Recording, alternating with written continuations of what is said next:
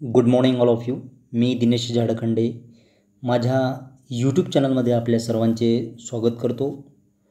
मित्रांनो, काल आपण सातवाहन राजघराण्यातील जे काही महत्त्वपूर्ण राजे होऊन गेलेले आहे त्याबद्दल एक्झामच्या दृष्टिकोनातून जे काही टॉपिक असतील त्या टॉपिकवर आपण सविस्तरपणे चर्चा केलेली आहे.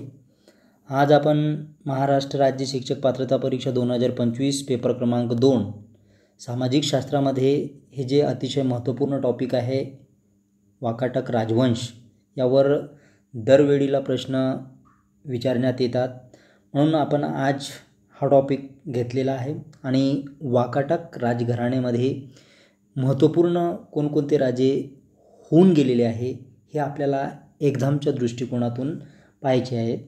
तर सर्वप्रथम आपल्याला हे वाकाटक जे राजघराणे आहे त्यांचा जो संस्थापक आहे ते संस्थापक कोण आहे, तुम्हाला एक्झामच्या दृष्टिकोनातून हे लक्षात ठेवायचं आहे की वाकाटक राजघराण्यामध्ये विंध्य शक्ती हे यांचे संस्थापक होते. त्यानंतर विंध्य शक्तीनंतर पहिला प्रवरसेन हा राजा झाला. एक्झामच्या दृष्टिकोनातून तुम्हाला वाकाटक राजघराण्यामधला जो संस्थापक आहे त्या संस्थापकाचे नाव आहे विंध्यशक्ती. आणि विंध्यशक्तीनंतर पहिला जो राजा होऊन गेला त्याचं नाव आहे प्रवरसेन. हे तुम्हाला लक्षात ठेवायचं आहे. संस्थापक कोण, तर विंध्यशक्ती. आणि विंध्यशक्तीनंतर पहिला जो राजा होऊन गेला त्यांचं नाव आहे प्रवरसेन. आता दोन राज्ये विभागले गेले, ते कशा प्रकारे विभागले गेले आणि त्यांचं प्राचीन नाव कोणते होते हे आपल्याला पाहायचं आहे. प्रवरसेन नंतर वाकाटकांचे राज्य विभागले गेले. कोणानंतर, तर प्रवरसेन नंतर. आणि त्यातील दोन शाखा प्रमुख होत्या. पहिल्या शाखेची राजधानी नंदीवर्धन, आणि हे नंदीवर्धन कुठं आहे, तर नागपूरजवळ होती. आणि दुसऱ्या शाखेची जी राजधानी आहे ती आहे वत्सगुलम, म्हणजे सध्याची वाशिम जिल्हा, वाशिम येथे होती. आणि त्याचा मुलगा पहिला प्रवरसेन याने वाकाटक साम्राज्याचा विस्तार केलेला आहे. एक्झामच्या दृष्टिकोनातून तुम्हाला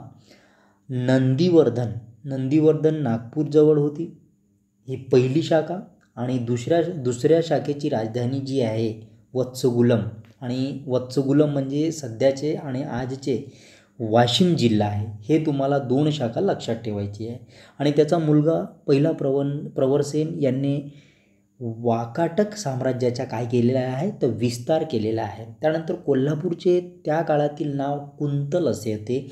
एक्झामला 2013मध्ये हा जो प्रश्न आहे की कोल्हापूरचे जे नाव होते ते नाव काय होते, तर हे नाव कुंतल असे होते. हे तुम्हाला एक्झामच्या दृष्टिकोनातून लक्षात ठेवायचे. मित्रांनो, तुम्हाला एक सामाजिक शास्त्रामध्ये एक मार्क महत्त्वपूर्ण आहे, कारण की जरी एक मार्क कमी पडला तर तुम्हाला जी TET परीक्षा आहे ती TET परीक्षा तुम्ही पात्र होऊ शकणार नाही. म्हणून हे अशा प्रकारचे जे बारीक सारीक ज्या काही गोष्टी आहे ते तुम्हाला लक्षात ठेवायचं आहे.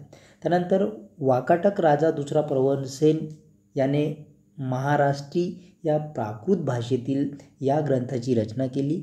तसेच कालिदासाचे मेघदूत हे काव्यही याच काळातील आहे. म्हणजे एक्झामच्या दृष्टिकोनातून तुम्हाला हे वाकाटक राजा दुसरा प्रवरसेन यांनी महाराष्ट्री या प्राकृत भाषेतील या ग्रंथाची काय केलेली आहे, रचना केलेली आहे.